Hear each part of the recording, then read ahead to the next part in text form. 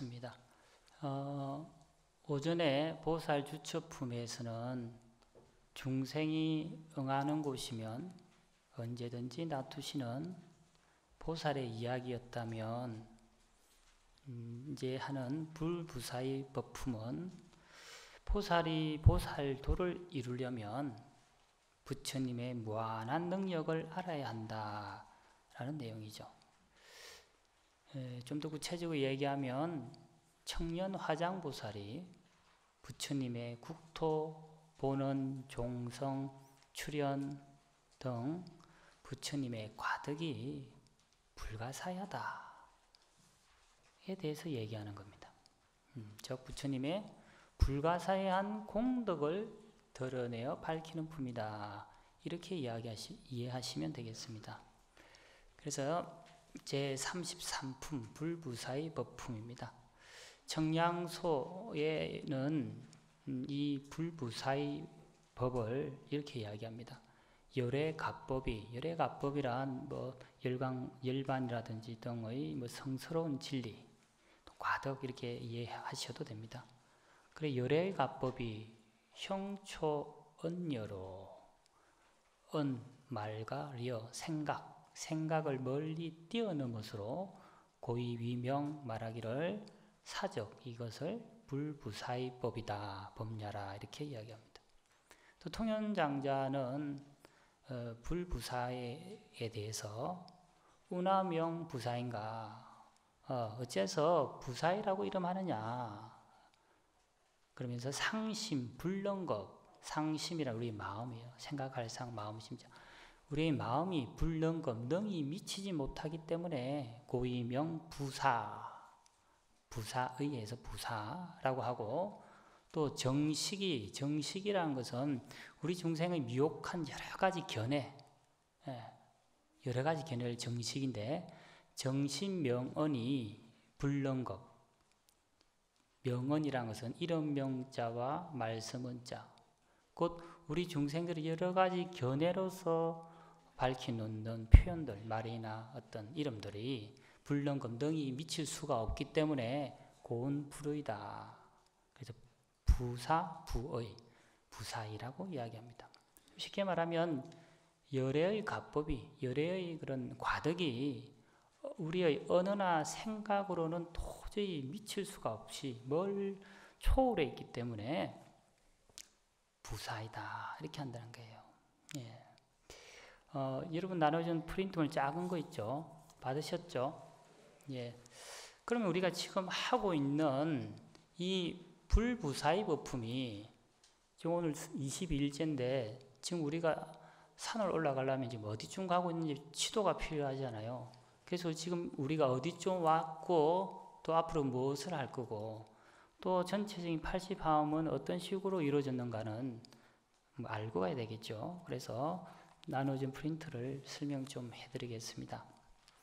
우리 보통 법성계 하죠. 의상조사 법성계. 의상조사가 이 법성계는 60화음입니다. 60화음의 핵심 사상을 210자로 딱 추려놓은 거라면 우리 보통 약창계를 많이 하죠. 약창계는 80화음입니다. 그래서 우리가 지금 보는 게 80화음경이죠.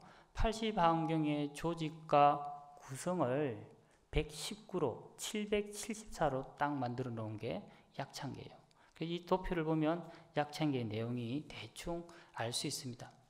특히 약창계에서 가장 헷갈리는 거 이게 뭔가 하는 게 바로 6664 급여 3 1 11 1 역부일이라는 게 있죠. 그게 바로 하음경의 구성, 조직 구성을 이렇게 딱 설명해 놓은 겁니다. 자, 앞에 프린트를 보면 제일 위에 세주묘품 찾으셨죠? 예, 그 품명이 쭉 끝까지 내려가면 39 적어놨죠. 그래서 하음경의 품수는 39품이다. 쉽죠? 그 옆에 보면 장소 적어놨죠. 처음에 법보리장에서 또는 보리도량이라고 하는데 여기서 법을 붙이는 게 있어 법을 쓰라다가 보광명준으로 옮겨서 법을 쓰라고. 그게 왼쪽 끝에 보면 지상 1막이라 했죠. 그래서 부처님이 처음에 지상에서 법을 쓰라 하신다는 거예요. 그러다가 천상으로 올라가십니다. 올라가서 도리천궁, 야마천궁, 도설천궁, 타화천궁, 천상에서 법을 쓰라다가 다시 지상으로 내려오신다. 그죠? 보광명정, 또 기원정사에서. 그래서 지상에서 하시다가 천상으로 올라가셨다가 지상으로 내려오시는데 그 장수가 총 7군데고 법회를 했던 곳은 총 9회에 걸쳐서 하셨다. 그래서 7처 9에 39품 딱 떨어지죠. 그래서 이제 제1장 법보리장에 6품이 있죠. 그래서 6이죠. 보강명전에 12까지 또 6이죠. 6. 도리천궁이 총 100개 6이죠. 6. 그 다음에 야마천궁은 4개죠. 4. 그래서 6664 급여라는 말은 and 그리고 이런 말이에요. 그 다음에 6 그죠 3이죠. 도리천궁에서 3품을 설하시죠. 그 다음에 1 10지분 하나 타화천궁에서 하시고 그 다음에 11입니다. 11. 그래서 10정품에서 10동, 10동, 10인품, 아승기분, 여수랑, 보살주주, 불부사, 열애수호, 공덕수, 보현행은 열애출까지 총 11개죠. 그 다음에 이세간품 하나, 입법계품 하나.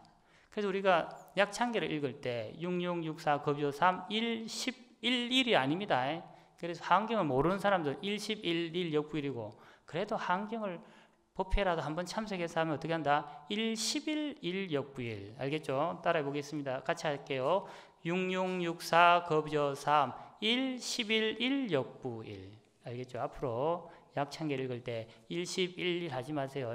이제 모르는 분 있으면 가르쳐 주시고. 그래서 품명이 39품에 7처에서 9회에 걸쳐서 법을 설하시는데 여기서 조금 더 한 개 더 나아가서 알아야 될 것이 우리가 수행가위라고 해서 우리 보통 53선지식 또는 52위 이런 이야기를 듣죠. 그래서 제일 위에 세주묘음품부터 5번째 화장세계품은 시각에 대한 이야기를 합니다.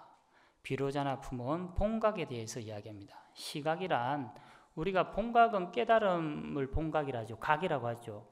깨닫지 못하면 불각이겠죠. 중생들은 번뇌 때문에 무명 때문에 불각인데 근데 열심히 수행해서 공부를 해서 깨달아야 되잖아요. 그래서 범부 중생과 같은 우리 수행자들이 깨닫는 각을 시각이라고 하는 거예요. 출발해가지고 각까지 올라갔다. 불각에서 시각으로. 그래서 범부가 상사각, 수분각, 구경각으로 올라가서 그걸 시각이라고 하는 거예요. 그래서 세존명부에서 화장실까지는 시각을 이야기를 한다면 비로자나 품은 본래 그 자리, 본각의 입장에서 이야기합니다. 그 다음에 열애명오품부터 12 현수품까지 6품을 우리 현수품에서 항상 얘기하는 게 있죠. 선생님들이 신이 도원공동무다. 늘 이야기하죠. 믿음이 공덕의 근원이 되고 늘 이야기를 듣죠. 그래서 이 현수품까지 이 10신에 대한 이야기입니다. 그래서 10신, 10주, 10행, 10회양, 10지, 등각, 묘각, 불 이렇게 이야기하잖아요. 53을. 그래서 신주, 행, 회지 외워놓으세요. 그러면 늘 이 자리에 올 때마다 듣는 이야기잖아요. 신주, 행, 회지. 그래서 10신이 어디까지이다? 현수품까지이다. 이 6품이. 그 다음에 성수미 산정품부터 18명법품까지는 10주에 대한 이야기입니다.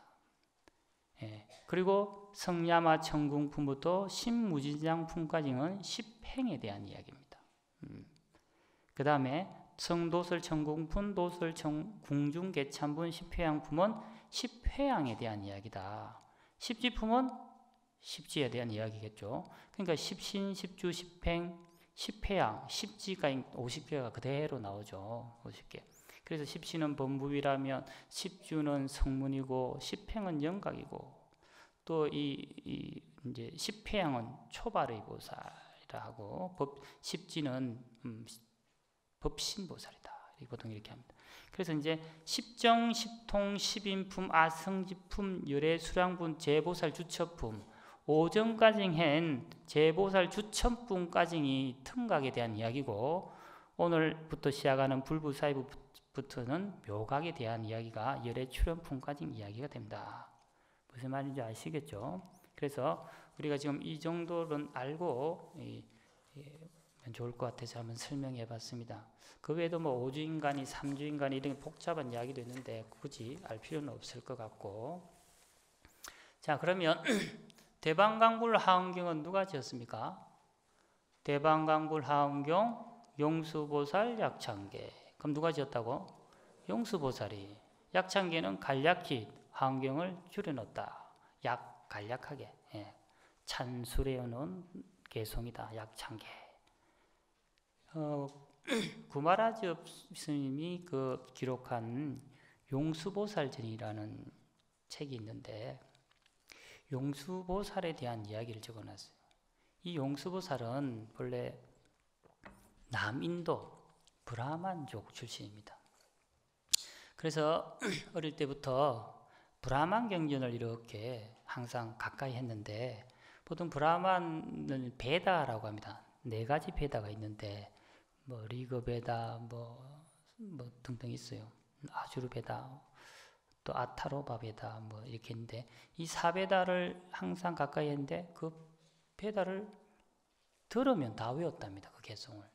약 4만 개 정도 되는 개송을 어릴 때 다 외웠다고 해요. 그래서 20살 약간의 나이에 벌써 나라의 이름이 자자했대요. 그래서 뭐 천문지리 등등을 이렇게 다 익혀가지고 좀 재미가 없어지는 거라. 더 이상 세상에 배울 게 없다.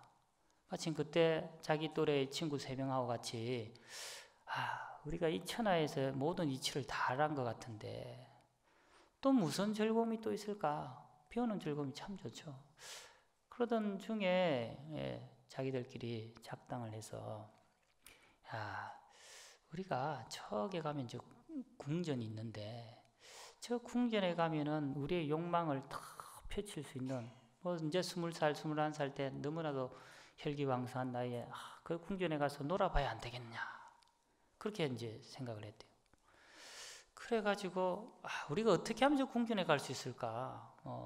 민간인이 들어갈 수가 없잖아요. 그러다가 우리가 몰래 들어가는 방법을 택할 수밖에 없겠다 싶어서 언신술을 배웁니다. 동네방네 도사란 다 찾아가면서 언신법, 몸을 싹 안 보이게 하는. 근데 결국 그거마저 터득하게 돼요. 그래서 이 용수가 우리 대교반에도 용수 스님인데 오늘 안 왔네. 언신술로 지금 앉아 있는 것 같아요. 와 있을 겁니다. 그래서 그 궁전으로 친구들하고 몰래 들어갔습니다. 들어가서 이것저것 술도 마시고 음식도 먹고 그러다가 여자들을 넉넉하게 시작합니다. 궁녀들을. 근데 그게 1달, 2달 꼬리가 길면 잡히잖아요. 서너 달 돼가지고 그 궁녀 중에 한 명이 임신을 하게 돼요. 그런데 이 왕이 아무런 관련도 없는데 그렇게 임신을 하면 큰 대역죄잖아요. 그래서 이 궁녀가 이러다가 죽을 것 같아가지고 자기 발로 찾아가서 이실직고를 합니다. 여차여차해서 제가 이렇게 되었습니다. 왕이 화를 크 내면서 감히 어떻게 이 궁전에 들어와서 그런 회개망측한 짓을 할 수 있단 말이냐. 그래서 즉시 신하들 다 불러 모아라 해가지고 신하들하고 회의를 해요. 분명히 누군가가 들어와서 했다는데 그 놈을 어떻게 잡을 수 있겠는가. 보이지가 않으니까. 그래서 그 중에 한 신하가 이렇게 이야기합니다. 임금님, 분명히 창문이나 창으로 들어왔을 게 뻔한데 그렇다면 그 앞에 문지기를 다 세워놓고 그리고 바닥에다가 그 모래를 살 깔아 놓읍시다. 흙을.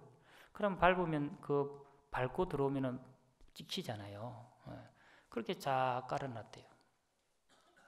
아니나 다를까 그날 밤에도 용수와 그 자기 친구들 3명이 살 들어옵니다. 창문을 통해 살 보이지 않게 조용히 들어왔는데 발을 탁 찍을 거잖아요. 발을 밟아야 되니까. 그때 그 지키고 있던 병사가 쫓아 임금에게 임금님 드디어 나타났습니다. 그러니까 임금이 다 불러들여라 해가지고 모든 장수들이 다 튀어나와요. 막 숨어있다가 막 다 내려와. 그래서 얘들은 원래 숨었을 거잖아요. 그래서 왕이 뭐라고 하는가 하면 허공을 향해서 칼질을 하거라. 보이지 않으니까 막 칼질을 해요. 얼마 지나지 않아서 친구 3명이 피를 흘리면서 그 자리에서 죽습니다. 그런데 참 다행으로 용수는 안 잡혀요. 왜 안 잡혔냐면 임금이 계시는 딱 머리 뒤에 딱 의자에 있는 거라. 아무리 그 군사라 해도 임금 얼굴을 이렇게 앞에서 칼질을 못 하잖아요. 그래서 겨우 목숨을 부지해서 겨우겨우 나오게 됩니다. 그러면서 용수가 크게 깨달아요. 욕망이 괴로움의 근본이구나. 욕망이 모든 화의 본질이구나. 라는 것을 깨닫고 그 길로 출가를 합니다. 근데 처음에 출가를 해서는 소승경전을 배웁니다. 경률론 3장을 처음에 다 배웠는데 금방 양이 얼마 안 되니까 한 90일 만에 다 배웠다고 기록은 되어 있습니다. 더 이상 배울 게 없어가지고 이제 저 시말리아 설산으로 가서 노비구, 늙은 스님 노비구를 만나서 대승경전을 얻게 되고 대승경전을 공부를 합니다. 근데 대승경전을 계속 공부를 해도 완전한 자기의 만족을 얻을 수가 없었어요. 그러던 차에 대룡보살, 큰 용이 보살 용왕이 나타나서 그 용수의 아주 지극히 기도하고 수행하고 공부하는 그 모습을 보고 한편으로는 안타까움이 들어서 몰래 용수를 데리고 바닷속 궁전으로 가는 거예요. 그래서 그 궁전 속에 있는 칠보로 된 큰 상자를 작년이 그곳에서 화엄경이 나왔다. 그래서 그 화엄경을 용수가 전해받고 육지로 나와서 깨달음을 얻고 많은 사람들에게 불법을 전했다. 이게 바로 용궁해장설입니다. 그래서 화엄경이 어디서 왔다? 용궁에서 왔다라는 게 여기서 설입니다. 자, 모두 합장하시고 같이 독송하겠습니다. 오전에 독송하는 법을 알려드렸죠. 개경계 무상심심 미묘법 백천만금 난조 악음문견 덕수지 원해열의 진실 개법장지는 오 말하나 말하다 오 말하나 말하다 오 말하나 말하다 대방강불 하음경 불부사의 법부 그때 모인 대중 가운데서 여러 보살들이 이렇게 생각하였 부처님들의 국토가 어찌하여 헤아릴 수 없음 부처님들의 본래 소원이 어찌하여 헤아릴 수 없어 부처님들의 종성이 어찌하여 헤아릴 수 없어 부처님들의 나타나심이 어찌하여 헤아릴 수 없어 부처님들의 몸이 어찌하여 헤아릴 수 없으며 부처님들의 음성이 어찌하여 헤아릴 수 없음 부처님들의 지혜가 어찌하여 헤아릴 수 없음 부처님들의 자유자재하심이 어찌하여 헤아릴 수 없어 부처님들의 걸림없음이 어찌하여 헤아릴 수 없으며 부처님들 해탈이 어찌하여 헤아릴 수 없는가 그때 세종께서 보살들의 생각하는 마음을 아시고 신통력으로 가피하여 가지며 지혜로 거두어 잡음 강명으로 비추며 위엄으로 가득하게 하시어 청년하장보살로 하여금 부처님의 두려움 없는 데 머물게 하며 부처님의 법계에 들어가서 부처님의 위엄과 공덕을 얻게 하며 신통이 자유자재하게 하며 부처님의 걸림없고 강대하게 관찰함을 얻게 하며 모든 부처님의 종성을 차례로 알게 하며 말할 수 없는 부처님 법의 방편에 머물게 하시었다. 그때 청년하장 보살은 능히 걸림없는 법계를 통달하고 장애를 여윈 기쁜행 편안히 머물고 보현의 큰 서원을 만족하고 모든 부처님의 법을 알아보고 그게 가엾이 여기는 마음으로 중생을 살펴보고 정정케 하려 하며 부지런히 수행하여 게으르지 아니하며 모든 보살의 법을 받아 행하며 잠깐 동안에 부처의 지혜를 내어 모든 다하지 않은 지혜의 문을 알았으며 모두 지니는 일가 변제를 다 구족하였느니라.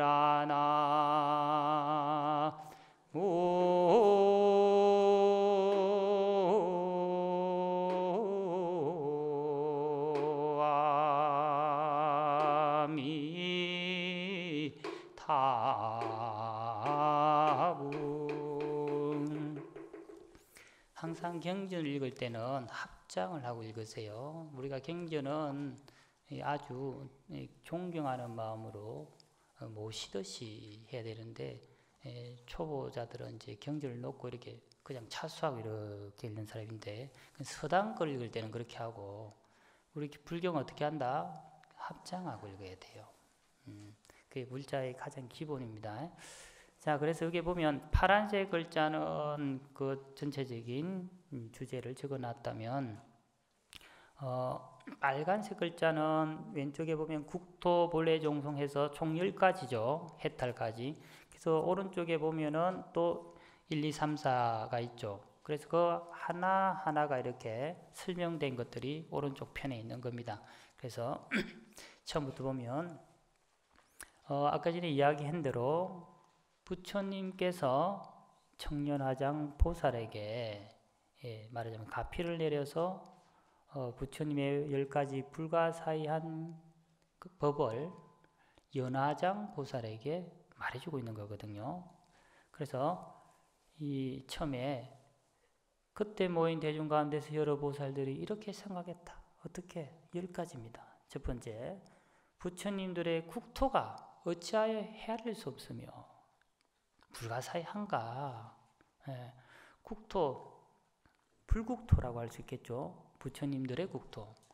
불국토란 곳 정토를 이야기하는 거죠. 정토.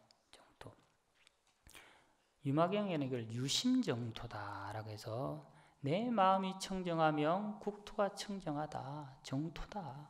심청정, 국토청정 이런 말이 있죠. 그래서 그게 조금 더 불국품에 나가면 보살불토라는 말이 나옵니다. 보살, 불국토 할 때 불토라는 말이 나옵니다. 이런 내용이죠. 중생지류가 시 보살불토니라. 중생의 종류들이 말하자면 중생들이 곧 보살의 정토다.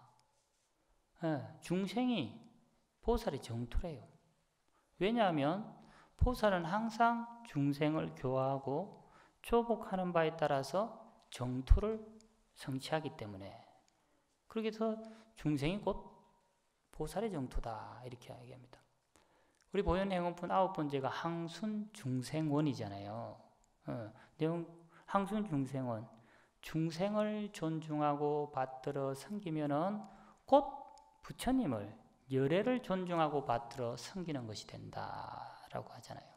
그래서 우리 이웃에 있는 이런 모든 중생들, 사람뿐만 아니라 영가까지 항상 섬기고 받들고 존중하면 바로 나는 항상 보살의 삶을 사는 것이고 바로 이것이 뭐다? 풀국토라는 거예요. 두 번째가 부처님들의 본래 서원, 본원이라고 하죠. 본원, 원력이라고 합니다. 원력. 예. 부처님의 원력은 불가사의하다는 거예요. 그래서 경전에 보면 원력 부사의, 원력을 참된 원력을 갖고 있으면 불가사의하게 다 이루어진다. 그래서 원력 자연 이런 말도 나옵니다. 그게 바로 본원. 곧 부처님의 원력은 맑고 깨끗하고 지혜로워서 그 작용이 우리가 생각하는 범위를 초월해서 불가사의하게 다 된다. 그래서 원력을 크게 가져라. 세 번째가 부처님들의 종성. 종성이란 말은 우리가 지난번에 배웠던 17분 초발의 공덕품에 이런 말이 있습니다. 보리심을 왜 바라는가? 보리심을 왜 바란 것인가? 열애의 종성이 끊어지지 않게 하기 위해서, 열애의 종성이 끊어지지 않게 해서 그걸 불성이다 이렇게 이야기할 수 있고, 확대 해석하면 자비나 지혜, 신통, 보현행 모두가 종성 아닌 게 없습니다. 그 다음에 네 번째가 부처님의 몸, 불신이 어찌하여 해를 줍는가? 부처님의 몸, 불신이 어째서 불가사의한가? 불신보변 시방중, 부처님은 널리 시방에 항상 계시고 삼세열의 일체동이다. 과거 현재 미래 모든 부처님이 한 몸이다, 한 몸이시다 이렇게 하죠. 법화경 서품에 보면 부처님께서 무량의처삼에 딱 들어가 계시다가 이제 나오면서 이제 법을 쓰라는데, 그때 부처님이 법을 쓰라기 전에 하늘에서는 꽃비가 막 내리고 땅이 막 흔들리잖아요. 육종징동, 오른쪽으로 흔들리고 튀고 막 흔들려. 그래서 이 많은 이렇게 모임 중생들이, 보살이나 사천왕 모든 사발세계 중생들이 부처님 합장하고 우르르 봅니다. 도대체 어떤 일이 있기에 이렇게 기이한 일이 일어나는가? 또 부처님 우르르 봅니다. 우리가 보통 절에 후불탱화로 법화병상도를 많이 그려놓는데 바로 그런 모습들입니다. 그때 부처님의 여기 미간 백호상이라죠. 미간 백호에서 빛이 강명이 쫙 펼쳐집니다. 그래서 부처님 그 탱화에 보면 빛이 막 그려놓았잖아요. 강명이 쫙 펼쳐지는데 동쪽으로 10만 8천 국토를 다 비추옵니다. 다 비추는데 그 빛 속에서 많은 중생들도 있고 부처님도 있고 부처님이 법을 쓰라는 것도 있고 보살들도 나오고 보살들이 보살 행을 실천한 것도 있고 또 부처님이 열반에 들어가시는 모습, 칠고탑이 싹 솟아오르는 모습 등등을 다 드러나게 된다는 거예요. 부처님의 몸은 불가사의하시다, 자유자재하시다라는 겁니다. 그 다음에 부처님들의 음성이 불가사의하다. 음성, 우리 대성기신론에 보면 소와 별기를 지은 원효스님의 그 소에 보면 이런 말이 있습니다. 부처님의 음성, 곧 육성, 육성은 있으나 그 소리가 원만하여 미치지 않은 것이 없다. 그래서 원음이다. 둥글 원자에서 원음이다 해요. 또 부처님의 음성은 차별이 없고 특수적이지 않아서 한결같은 음성이다. 그래서 일음이다 합니다. 그러면서 비유를 들기를 빈 골짜기에 아무도 없는 곳에서 우리가 소리를 지르면 소리가 오듯이 중생의 근기에 따라 늘 한 가지 소리로 오신다. 그래서 그 소리는 섞이거나 잡되지 않고 어지럽지 않다. 이렇게 이야기합니다. 말하자면 부처님의 음성은 시방에 두루 펼쳐져 있어요. 그래서 때가 성숙한 중생에게, 때가 성숙한 곳에 언제든지 들리지 않은 곳이 없다. 그래서 원음이다, 이름이다 이렇게 대성기신론에서 이야기하고 있습니다. 그래서 부처님의 음성이 불가사의하다. 우리 중생들은 한국말만 하잖아. 한국 사람은. 아프리카 사람은 대화가 안 되잖아요. 개소리도 하기야 어떤 개 소리 듣는 사람도 있다고 하는데 개통령인가 TV에 나오던데 근데 부처님의 한 음성으로 이야기하는데 한국 사람도 알아듣고 미국 사람도 아프리카 심지어 소, 말, 돼지가 다 알아듣는다는 거예요. 왜? 이름이미 원음이기 때문에. 부처님의 소리를 다 들을 수 있다. 깨달음의 소리를 다 들을 수 있다는 겁니다. 그 다음에 일곱 번째가 부처님의 지혜가 어찌하여 헤아릴 수 없는가? 불가사의한가? 지지난번에 했던 십정품에 이런 말이 있었습니다. 부처님의 깨달은 지혜는 허공과 같아서, 허공과 같아서 끝이 없고, 속박이 없다, 한량이 없다, 이런 이야기가 나왔었습니다. 그 십정통에서처럼 부처님의 지혜는 끝없고 한량 없고 불가사의하다. 그 다음에 여덟 번째, 부처님들의 나타난 시 출현이 어찌하여 헤아릴 수 없는가? 부처님의 그 출현이란 것은 법화경 방편품에 보면 부처님이 이 세상에 오신 이유에 대해서 설명해 놓았습니다. 그 일대사 인연이다. 지금은 이제 우리는 올 초부터는 부처님 오신 날에서 공식적으로 이제 그렇게 쓰는데 예전에는 석탄절, 광산에서 석탄 캐는 것도 아니고 석탄절이었어요. 그건 부처님을 비하하는 겁니다. 대성불교에서 부처님은 도솔촌 내원궁에서 호명보살로 계시다가 중생들을 위해서 내려오셨잖아요. 그래서 강림하셨다, 강탄하셨다 이렇게 이야기해야 되는 거예요. 성탄절이 아니고 석탄절이 아니라 성탄절은 기독교에서는 성탄절인데 우리는 석탄절 이렇게 쓰면 안 돼요. 그래서 줄기차게 요구를 해서 올부터는 공식적으로 부처님 오신 날로 모든 매스컴에서는 다 그렇게 이야기를 하고 있죠. 인쇄도 이제는 부처님 오신 날로 이제 달력에 나옵니다. 그와 같이 부처님은 이 세상에 중생들을 위해 오신 것을 일대사 인연이라고 합니다. 그래서 부처님께서 이 세상에 출현하셨다. 왜? 중생으로 하여금 부처님의 지견, 불지견이라고 합니다. 부처님의 지견을 열어서 청정하게 하려고 세상에 출현하셨다.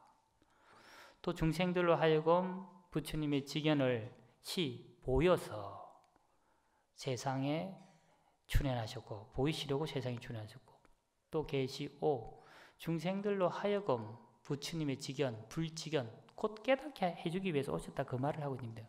5 깨닫게 하려고 이 중생 세간에 출현하셨다. 마지막 이 중생들로 하여금 부처님의 지견을 들어가게 해서 하려고 이 세상에 출현하셨다라고 합니다. 그래서 계시오입 일대사 인연 부처님께서 이 세상에 오신 이유는 부처님께서 우리 중생들에게 깨달음을 열어서 보이고 깨달아 들어가게 하시려고 이 세상에 오신 거라는 거예요. 그게 바로 나타나심, 출현에 대한 이야기입니다. 그 다음에 이제 여덟 번째, 부처님들의 자주자재하심, 자재가 어찌하여 헤아릴 수 없는가? 그 다음 아홉 번째는 부처님의 걸림없는 무해가 어찌하여 헤아릴 수 없는가? 두 개 비슷하거든요. 보통 이제 자재라고 하면 생사에 자재하다, 자유자재하다, 또는 무유자재하다, 또는 만능자재하다, 또는 무해랑 붙여서 무해자재하다. 무해라는 말은 아무런 장애가 없는 번뇌 집착이 일어나지 않는 것을 무해라고 하잖아요. 그래서 무해자재. 곧 자재나 무해라는 것은 곧 마음의 자재, 마음의 무해겠죠. 심자재. 부처님께서는 마음이 자유자재하시니 그 마음작용이 걸림이 없고 자유자재하시다라고 할 수 있겠죠. 10번째, 부처님들의 해탈. 부처님들의 니르바나 해탈이라고 하죠. 우리 그 보현행원품 있죠. 보현행원품의 본래 경명은 입부사의 해탈 경계, 입부사의 해탈 경계 보현행원품입니다. 정식 이름은. 그래서 입 들어간다 어디에? 불가사의, 지금 부사의 품이죠. 해탈의 경계에, 부처님의 불가사의한 해탈 경계에 들어가도록 하는 보현보살의 행원을 설한 경이 줄여서 그냥 보현행원품 이렇게 하는 겁니다. 그래서 정식 이름이 따라해서 이 부사의 해탈 경계 보현행원품. 되게 길죠? 이 부사의 해탈 경계 보현행원품. 이름이 이렇게 되는 거예요. 입 들어간다 어디에? 부사의 품이잖아요. 입 부사의 해탈했죠. 경계에 들어가도록 하는 보현보살의 행원을 설한 격이다. 그래서 이 부사의 해탈 경계 보현행원품입니다. 그러니까 이렇게 부사의 법품에서 해탈 나오니까 보현행원품의 본래 경명을 쉽게 알 수가 있죠. 그래서 여기까지 많은 대중보살들이 부처님의 10가지, 지금 10가지 했죠. 이 10가지의 불가사의한 것이 어째서 그런가라고 궁금해 여겨요. 그러니까 그 다음 단락 세존이가 필린다. 부처님께서 이런 보살들이 궁금해하고 있구나라는 그 마음을 잘 아시고 청년화 보살, 청년화장 보살입니다. 정확하게는 청년화장 보살에게 신통력을 써서 가피를 내려가지고 지혜와 강명을 다 갖추어서 그래서 이제 셋째 줄에 보면 청년화장 보살로 하여금 부처님의 두려움 없는 데 머물게 하며, 첫 번째 부처님의 법계에 들어가며 가서 부처님의 위엄과 공격을 얻게 하며 신통이 자유자재하며 부처님의 걸림없고 강대하게 관찰함을 얻게 하며 모든 부처님의 종성을 차례로 알게 하며 말할 수 없는 부처님 법의 방편에 머물게 하셨다. 곧 부처님께서 이 청년화장보살에게 많은 보살들의 궁금증을 해결할 수 있도록 하기 위해서 가피를 내려서 신통력을 내려서 여러 가지 지혜 등을 내려주셨다. 그 말이죠. 그래서 그 다음 페이지 보면 청년화장보살이 부처님의 그러한 말씀을 잘 알고 오른쪽에 보면 연화장보살이라고 있죠. 이 연화장보살에게 부처님의 그 불가사양 과덕 10가지를 설명해 주는 거예요. 그래서 그 10가지 설명들은 지금 이렇게 옆에 도표로 되어 있으니까 이런 식으로 되어 있다는 겁니다. 부처님께서 혹여나 컵을 먹고 공부하지 않을까, 물렀을까 하는 두려워하는 보살이나 중생들을 위해서 청년화장보살로 하여금 부처님의 불가사의한 부처님의 과덕을, 부처님의 세계를, 부처님의 부산법을 연화장보살에게 상세히 설명하시는 겁니다. 그래서 부처님이 여기서 그래서 설법주가 누구다? 청년화장보살이 되겠죠. 그래서 청년화장보살이 연화장보살에게 이렇게 하나하나 설명하고 계신다는 겁니다. 우리가 지금 하엄살림 21제 앞으로 7, 8일이 더 남았습니다. 태평양 바닷물이 아주 많잖아요. 그 바닷물을 다 마신다고 맛을 더 아는 건 아닙니다. 바닷물을 한 모금만 마셔도 그 맛을 알 수 있듯이 하음의 바다도 바로 오늘 여기서 하엄살림을 통해서 하음의 맛을 볼 수 있는 겁니다. 불부사의 법품, 언제나 시방법계에 충만한 부처님의 부사의한 법이란 실로 불가설 말로 할 수 없어서 불가사의하다고밖에 달리 설명할 길이 없습니다. 이렇게 불가사의한 부처님 법을 바로 알아서 항상 바로 여기서 자신의 업에 자신의 일을 최선을 다한다면 무한한 공덕이 있을 겁니다.